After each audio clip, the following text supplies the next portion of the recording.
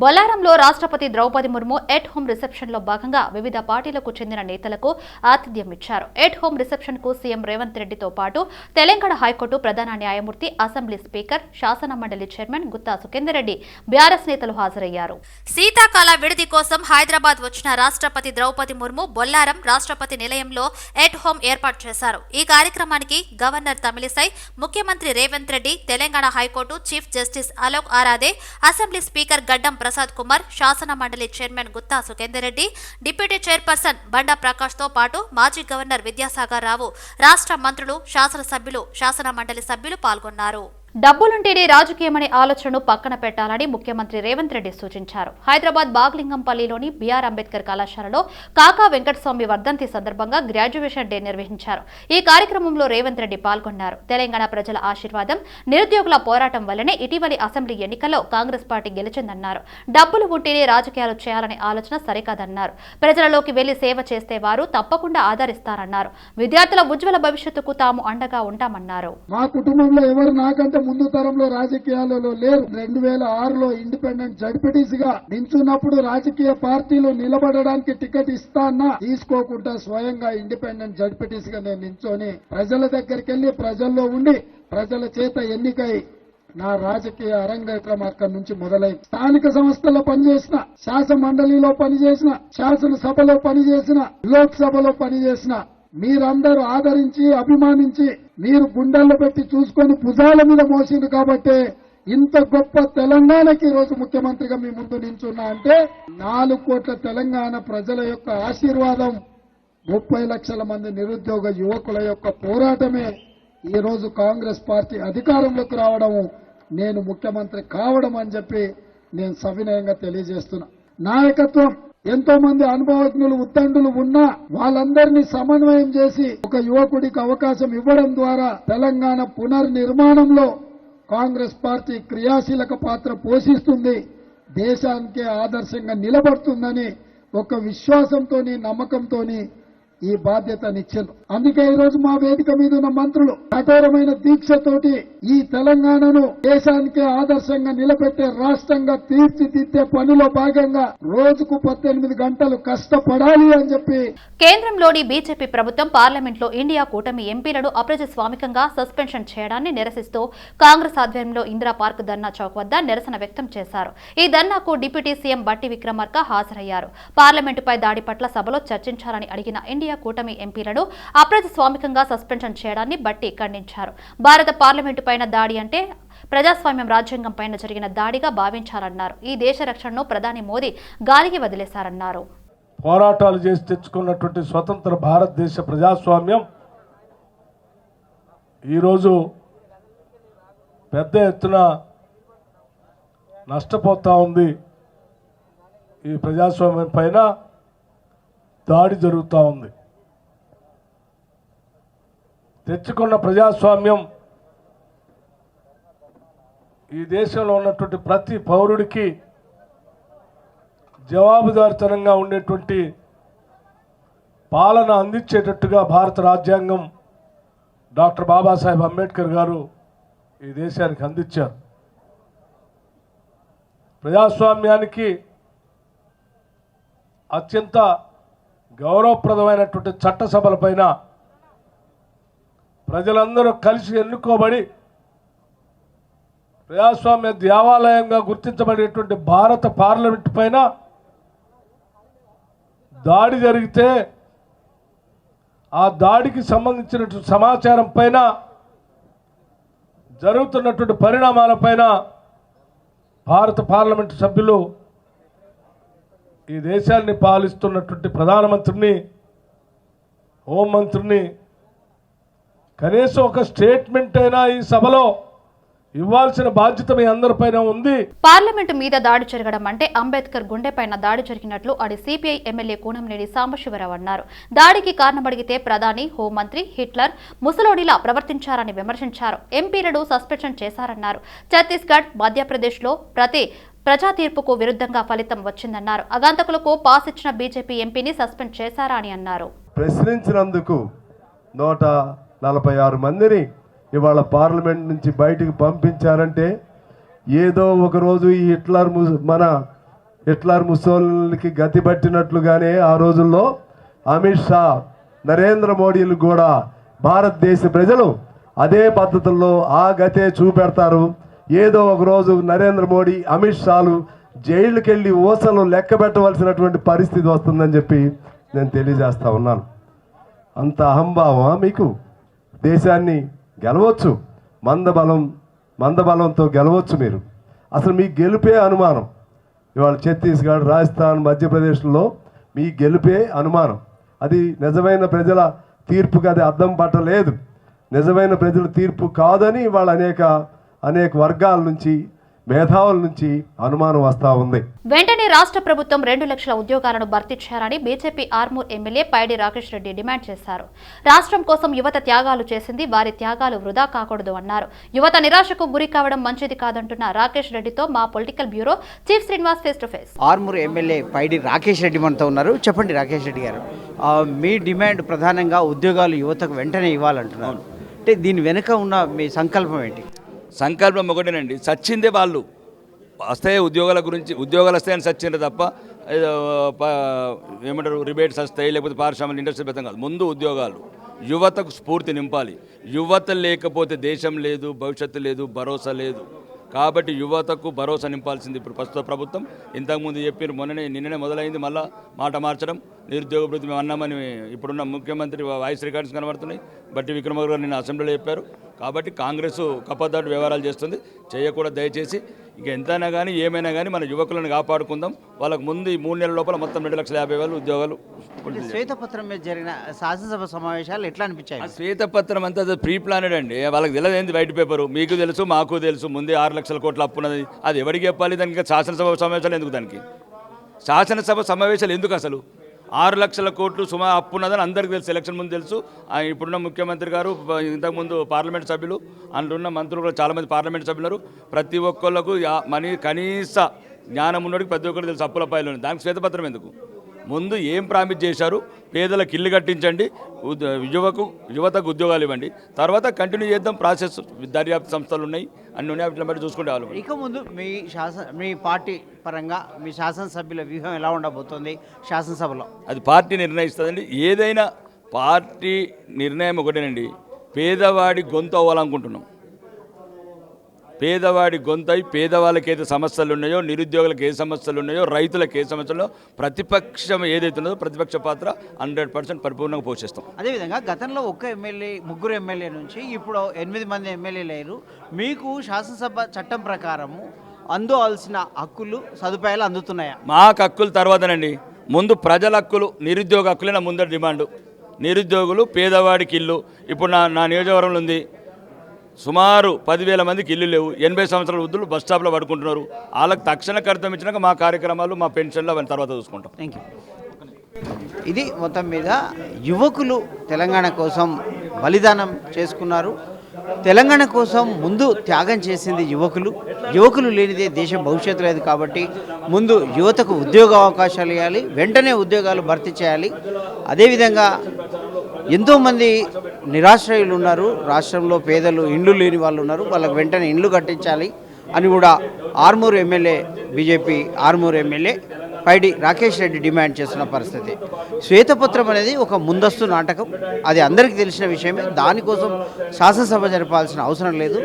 అది శ్వేతపత్రంలో అది ప్రీ ప్లాన్డ్గా జరిపిన ఒక కార్యక్రమంగా కొట్టిపడేస్తున్న పరిస్థితి. వీడియో జర్నలిస్ట్ మాధవ్తో శ్రీనివాస్, టెలివిజన్, హైదరాబాద్. పటాన్చెరు నియోజకవర్గం నుంచి 3వసారి బీఆర్ఎస్ పార్టీకి పట్టం కట్టిన ప్రజలకు, పార్టీ విజయానికి అహర్నిశలు కృషి చేసిన నాయకులు, కార్యకర్తలకు రుణపడి ఉంటామని ఎమ్మెల్యే మహిపాల్ రెడ్డి అన్నారు. ప్రజల ఆకాంక్షలకు అనుగుణంగా నియోజకవర్గాన్ని మరింత అభివృద్ధి పథంలో ముందుకు తీసుకుని వెళ్తామని పటాన్చెరు గూడెం మహిపాల్ రెడ్డి అన్నారు. పటాన్చెరు పట్టణంలోని జీఎంఆర్ ఫంక్షన్ హాల్లో ఏర్పాటు చేసిన బీఆర్ఎస్ పార్టీ నియోజకవర్గ స్థాయి కృతజ్ఞత సభ కార్యక్రమానికి ఎమ్మెల్యే జీఎంఆర్ ముఖ్య అతిథిగా హాజరయ్యారు. ఎమ్మెల్యే జీఎంఆర్ తో పాటు మాజీ శాసనసభ్యులు సత్యనారాయణ, జిల్లా పరిషత్ వైస్ చైర్మన్ ప్రభాకర్, సీనియర్ నాయకులు గాలి అనిల్ కుమార్, శంకర్ యాదవ్, సపానాథ్ దేవ్, నియోజకవర్గ ప్రజాప్రతినిధులు హాజరయ్యారు. ప్రజాస్వామ్యంలో ప్రజలు ఇచ్చిన తీర్పును గౌరవించాలని బీఆర్ఎస్ పార్టీ అధ్యక్షుడు, మాజీ ముఖ్యమంత్రి కేసీఆర్ నాయకత్వంలో అసెంబ్లీ ఎన్నికల్లో పార్టీ విజయానికి సహకరించిన ప్రతి ఒక్కరికి ఎమ్మెల్యే జీఎంఆర్ కృతజ్ఞతలు తెలిపారు. కాబట్టి ప్రభుత్వం లేదని అధైర్యపడవలసిన అవసరం లేదు.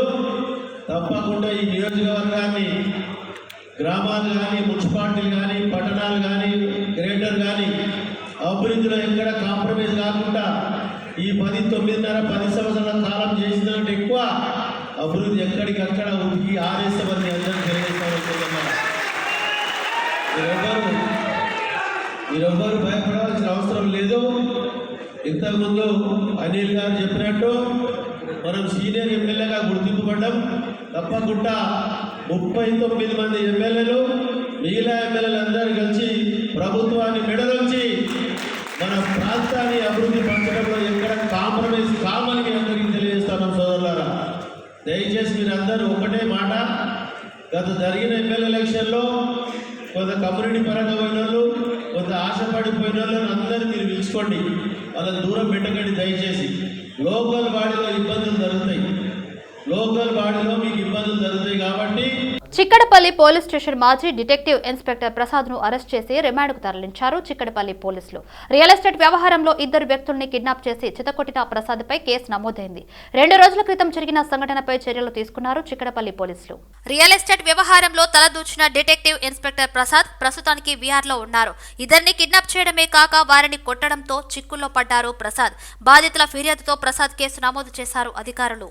గ్రామీణ హస్తకళా వికాస్ సమితి నేతృత్వంలో బంజారాహిల్స్ రోడ్ నెంబర్ 12 లోని కళింగ కల్చరల్ హాల్లో ఏర్పాటైన హ్యాండ్ టు హ్యాండ్ సాంప్రదాయ చేనేత పట్టు ఉత్పత్తుల వస్త్ర ప్రదర్శన వర్తమాన నటి కార్తిక ప్రారంభించారు. భారతీయ సంస్కృతిలో సిల్క్, హ్యాండ్లూమ్ వస్త్ర ఉత్పత్తులకు ఎంతో ప్రత్యేకత ఉందని, నేటికి వాటిపై వన్నే తగ్గలేదన్నారు నటి కార్తిక. నేటి తరం యువతలో కూడా హ్యాండ్లూమ్ ఉత్పత్తులను ఎంతో ఆదరిస్తున్నారని అన్నారు. ఈ నెల 31వ తేదీ వరకు కొనసాగుతున్న ప్రదర్శనలో దేశంలోని 14 నగరాల నుంచి చేనేత కారులు, చేతి పని బృందాలు తమ సిల్క్ హ్యాండ్లూమ్ చీరలు, డ్రెస్ మెటీరియల్ వంటి 50,000 రకాల వస్త్ర ఉత్పత్తులను అందుబాటులో ఉంచారని వివరించారు నిర్వాహకులు జయేష్. ఇది కళింగ హాల్లో జూబ్లీ హిల్స్ లో జరుగుతుంది.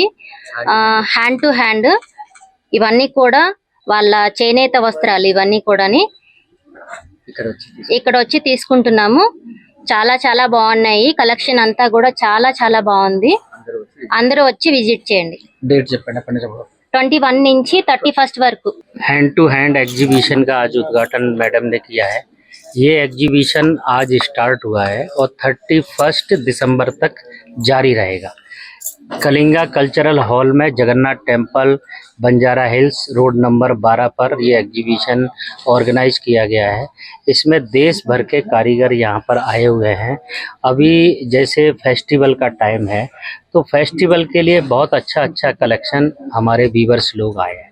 हैंड टू हैंड एग्जीबिशन का मकसद है कारीगर के हाथ से, वीवर्स के हाथ से, आर्टिजन के हाथ से बना हुआ सामान कस्टमर के हाथ में डायरेक्ट जाए, कोई बीच में नहीं हो, कस्टमर अपने हिसाब से उसका रेट तय करे। పార్లమెంట్ చరిత్రలో ఒక చీకటి రోజుగా మిగిలిపోయే దుశ్చర్యకు పాల్పడిన వారిపై కఠిన చర్యలు తీసుకోవాలని శిరలింగంపల్లి నియోజకవర్గ కాంగ్రెస్ పార్టీ ఇన్ఛార్జ్ జగదీశ్వర్ గౌడ్ అన్నారు. బీజేపీ పార్టీ పార్లమెంటు సాక్షిగా కాంగ్రెస్ ఎంపీలపై అవలంబిస్తున్న ధోరణికి నిరసనగా కాంగ్రెస్ పార్టీ అధ్యక్షుడు మల్లికార్జున్ ఖార్గే సీఎం రేవంత్ రెడ్డి పిలుపు మేరకు మియాపూర్ అల్విన్ కాలనీ రోడ్డు నందు నిరసన కార్యక్రమంలో పాల్గొన్నారు.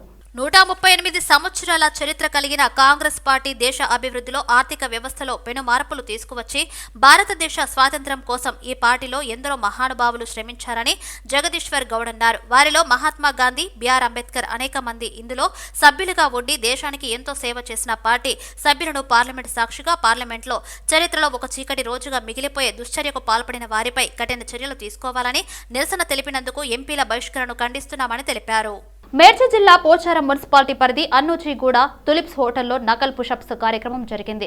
133 నకల్ పుషప్స్ చేసి వరల్డ్ రికార్డు సాధించడం సంతోషకరమైన విషయమని చింతల కృష్ణ అన్నారు. దీనికోసం అహర్నిశలు కష్టపడ్డానని, ఒకసారి చెయ్యి భుజం విరిగి తీవ్ర అనారోగ్యానికి గురయ్యానని, ఏదైనా విజయం సాధించాలంటే పట్టుదల ముఖ్యమని ఆయన అన్నారు. ఈ కార్యక్రమంలో Peerzadiguda mayor, Pocharam municipal chairman, కౌన్సిలర్లు పాల్గొన్నారు.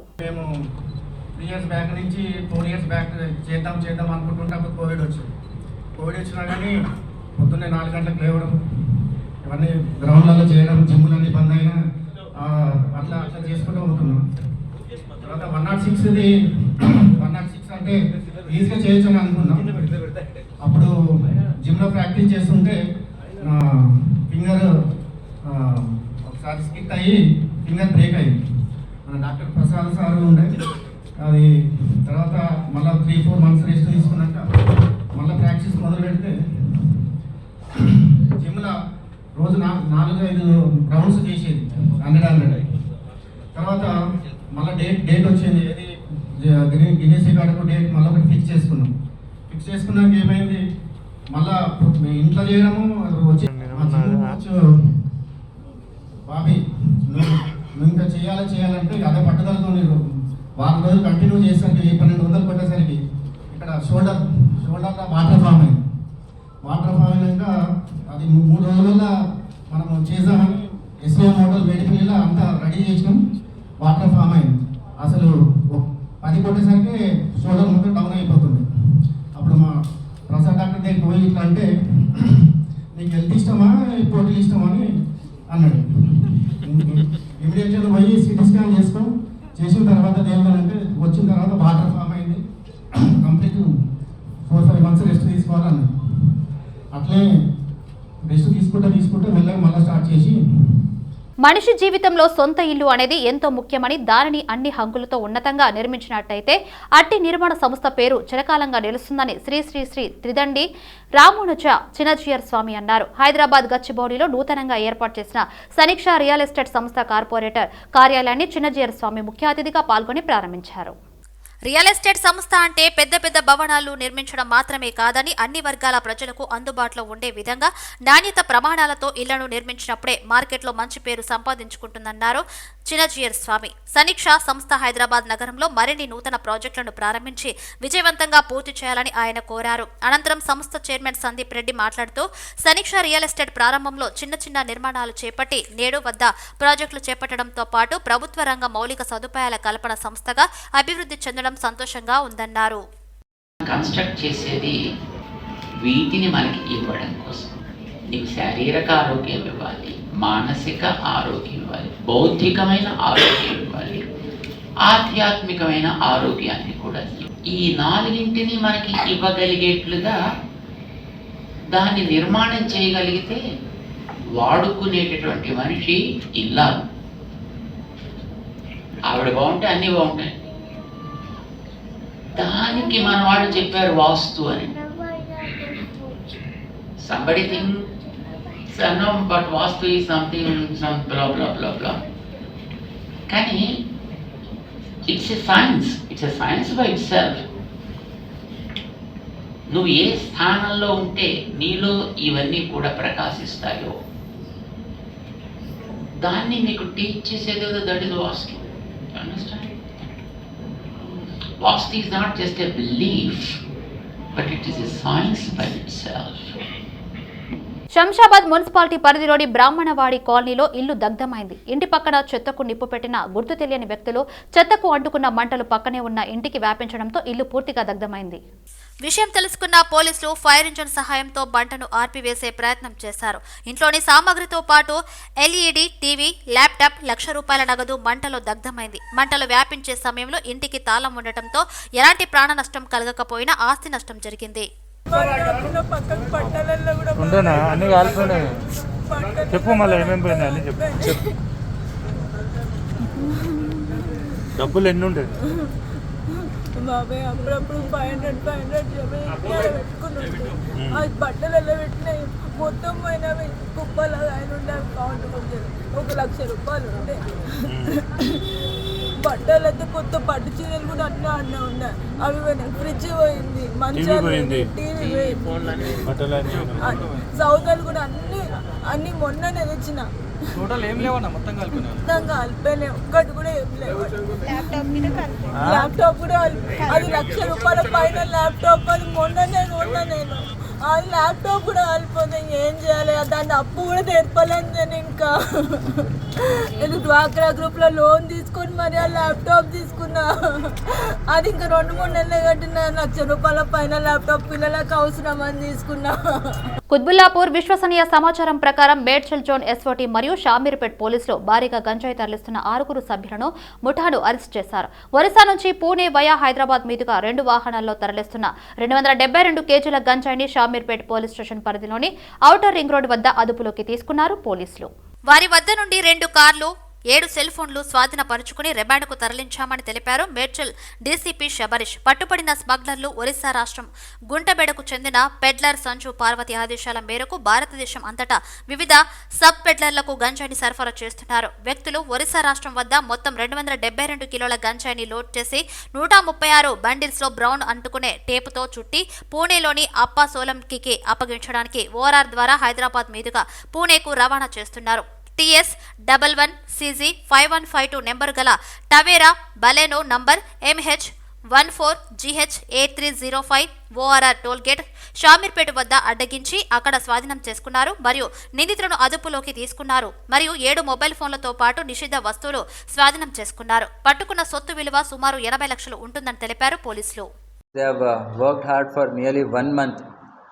వాళ్ళు చాలా కష్టపడి చాలా టెక్నికల్ ఇన్ఫర్మేషన్ అనలైజ్ చేసి ఈ 272 గాంజాస్ ఇల్లీగల్ ట్రాన్స్పోర్టేషన్ని they have got it. I really want to appreciate the SOT team leaded by Shivakumar inspector, Dhananjay SI, Rohit SI and Ramesh Head Constable and Ramesh Police Constables along with Shamirpet PS team led by SHO Inspector. They have worked under the supervision of ACP Pet Bashirabad Raghunandan Rao. ఈ సందర్భంలో I really want to appeal to the public. So ganja menace అనేది మీరందరూ సహకారం ఇస్తేనే మనము ఈ సొసైటీని drug free సొసైటీగా మార్చగలము. So మీరు ఎలాంటి ఇన్ఫర్మేషన్ మీకు గాంజా గురించి ఎప్పుడైనా ఇన్ఫర్మేషన్ ఉంది అంటే దయచేసి మా పోలీస్కి ఇన్ఫర్మేషన్ ఇవ్వండి. Let's all work together. It's a request from the Cyberabad police team. అయితే యాక్చువల్లీ ఈ రిసీవర్ ఎవరున్నారు అప్పా సోలంకి అని, he also belongs to Maharashtra. Is an already an accused. ఒక కేసు గాంజా కేసు విషయంలో మహారాష్ట్రలో జైల్లో ఉన్నారు. ఆ టైంలోనే ఇంకా మిగతా A1 and A2 Yogesh and Dinakar వీళ్ళిద్దరు పరిచయం అవుతారు. దేవర్ ఆల్సో ఇన్ దట్ జైల్ వేరే కేసులో, ఈ కేసుకి సంబంధం లేకుండా ఒక మర్డర్ అండ్ ఇంకొక 376 కేసులో అక్కడ ఆల్రెడీ జైల్లో ఉన్నారు. వాళ్ళు అక్కడ పరిచయం అయ్యి ఈ విధంగా మనము they can earn easy money అని they have involved in this smuggling.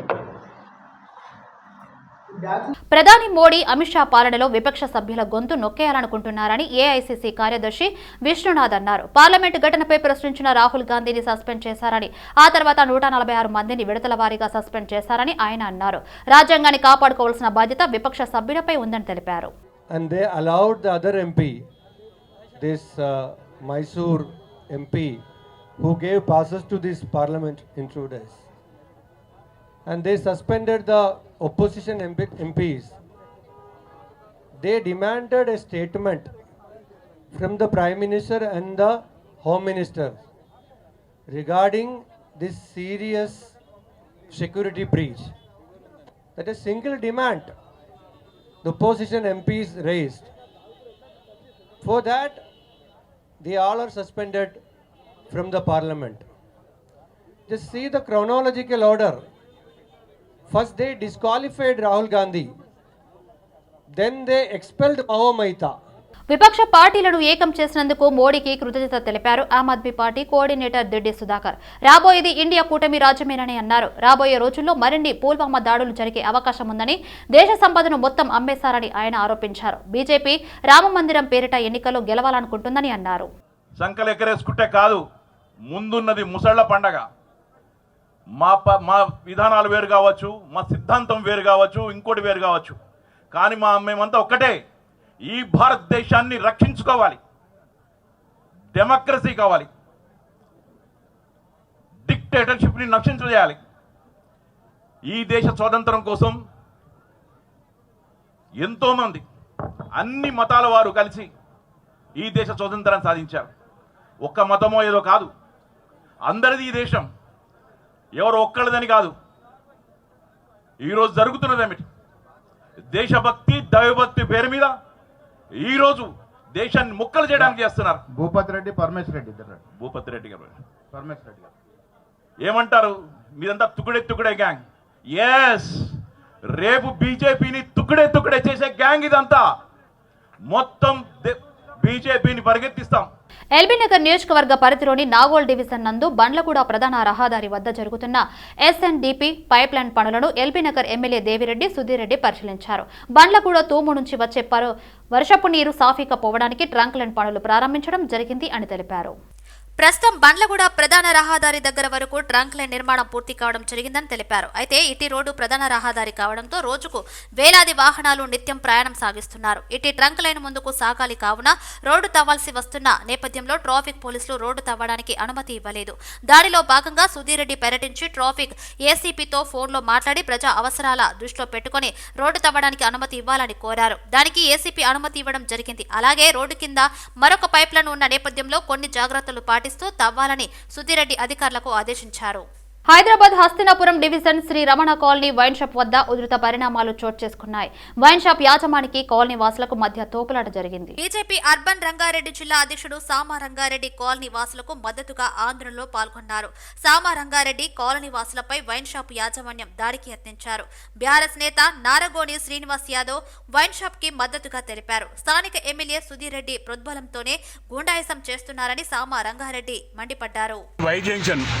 Why జంక్షన్లో ఒక పక్క వారానికి 3 నుంచి 4 రోజులు ఇక్కడ రైతు బజారు కూరగాయలది బజార్ నడుస్తుంది. అయితే 3 నుంచి 4 రోజులు ఒకటే రోడ్డు వాడతారు. ఇది స్కూల్ పిల్లలకు ట్యూషన్ తీసుకోవాలన్నా, స్కూల్ పిల్లలు తీసుకోవాలన్నా, ట్యూషన్ దింపాలన్నా కానీ స్కూటీల మీద, 2 వీలర్ మీద మహిళలు పొద్దున్నైతే నిత్యం తిరుగుతూ ఉంటారు. రోడ్ బట్టి స్కూల్ పిల్లలు తిరుగుతూ ఉంటారు, స్కూల్ వ్యాన్ తిరుగుతూ ఉంటుంది. ఉన్న రోడే ఇరుకు రోడ్డు. ఇరుకు రోడ్లో కొత్తగా వైన్ షాప్ వెలిచింది. గత 8 రోజుల నుంచి భయాభ్రాంతికి గురవుతూ ఉన్నారు మహిళలు ముఖ్యంగా. అయ్యో మేము రోజు రోడ్డు మీద తిరగాలి, ఈ వైన్ షాప్ తిరుగుతాం, వైన్ షాప్ వచ్చిన ఇక్కడ తాగుతూ తిరుగుతాం, ఎట్లా వాళ్ళ ముందుకెళ్ళని చెప్పేసి ఇబ్బంది పడుకుంటా గత 8 రోజుల నుంచి ధర్నా నిరసన జరుపుతూ ఉన్నారు.